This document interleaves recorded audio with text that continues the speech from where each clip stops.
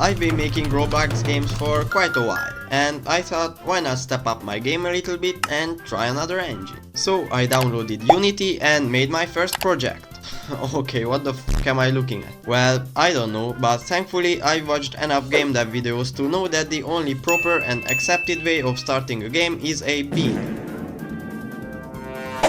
Yeah, that's easier said than done. I think it's the perfect time to mention that just because I hate myself, I won't be able to watch any tutorials or Google anything. But after like 10 minutes I finally had a bean. Now some might already call this a game, but I wanted to go higher. Like a bird. While dodging pipes. Yeah, I'm gonna remake Flappy Bird. Now while I was trying to add a bean, I actually discovered some pretty cool stuff. For example, we have the hierarchy, which I think is kinda like the explorer in Roblox. We also have this, which I think is like the replicated storage. We also have the console, which is like the output from Roblox. And we also have the inspector, which is like the properties tab from Roblox. Now let's figure out how to make a game. The first logical step would be adding a script, so I did just that and I can't even open it. But after downloading Visual Studio, I could. Now looking at this script, I was pretty clueless since I have never used C# and after trying for a few minutes without any success, I decided to give myself 5 hints. Basically, if I use a hint, I can look at any website, but it cannot be a tutorial on something specific like jumping or a score system, for example. Now, since I only have 5 hints, I needed to be really careful with what I choose. So I decided to play it safe and choose the official Unity API thing. And after reading some of it, it turns out I had to add something called a mono behavior script, which is probably just a normal script, but it comes with this cool preset. After that, I figured that I needed a variable, so I made one with the help of the API thing, and now I had a variable that I can set to any number without leaving Unity. After that, I made a variable for the player, which I set to the player with this cool dragging thing. So now I just needed a way to get the player to fall down. Now in theory, this should be easy since I just have to change the player's position every frame. Except I don't know how to do that. I knew I had to change the player's position in the update function, but I don't know how to do that. So I used my second hint. Turns out I just had to say new vector 3, which is kinda upsetting because I almost had the solution and now I'm down another hint. But after that I put the gravity amount variable to use by putting it in the gravity changing part, and now I could easily fine tune it without changing the script. Now this is pretty cool and all, but I still need a way to jump.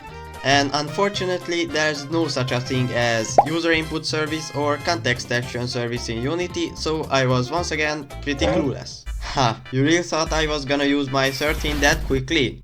Hell no, because I found a cool script in the Unity API thing. So I just yoinked some of the code and of course it doesn't work. And it even gave me this super angry face. Thankfully, this time Unity actually decided to tell me what's wrong, so that was a pretty easy fix. Well, easy, if you consider reading through almost every part of the project settings, easy. Now with the input figured out, I just needed a way to make the player jump. To do that, I made a jump step and a time since jump variable, and instead of printing jump, I just set the time to be 0. After that, I made an if statement where I check if the player jumped in the last 20 frames. And if they did, I made them go up, and if they didn't, I made them go down. And the best part is that I didn't even need help for this one, so maybe Unity isn't that hard after all. Firstly, I made this pipe model and imported it to Unity. Sadly, I couldn't get the texture working, so I just made a pure green material and applied it to the pipe. After that, I needed to create a 2-pipe thing, and I vaguely remember something about prefabs or something, but unfortunately that didn't work. So I decided to use my third hint, and turns out I was pretty stupid because all I had to do was put the 2 pipes in an empty game object and just drag it into the bottom window. And with 2 hints left, it was time to spawn the pipes, and I got stuck immediately, so I used another hint. Turns out I had to use the instantiate command, which sounds pretty important, so I don't know why I didn't find it in the API thing. But with that I was able to make this script, which I put into a spawner object. After that I wrote another script for the pipe movement that I put inside of the prefab. And to finish this spawning, I added some randomness and it was kinda working. After that I added some variables for the minimum and maximum height to make it more customizable, and after tweaking it a little bit, this is how it looked. But there was a problem. You see, when the pipes go off screen they kinda just go infinitely, which is kinda bad because they're gonna keep loading new chunks, which is gonna make my world laggier. Actually, it has nothing to do with chunks because it's not Minecraft, but it will lag my game eventually. So to fix that I needed a way to destroy the pipe, which I can simply do by destroying it. So now I just need a way to kill the player. Firstly, I made the player's collider smaller and become a trigger because that sounds like something that would help. After that I made some more colliders for the pipes and that's it, I was once again stuck. But thankfully the Unity API thing was here to help me out with this nice script, and never mind, it didn't work.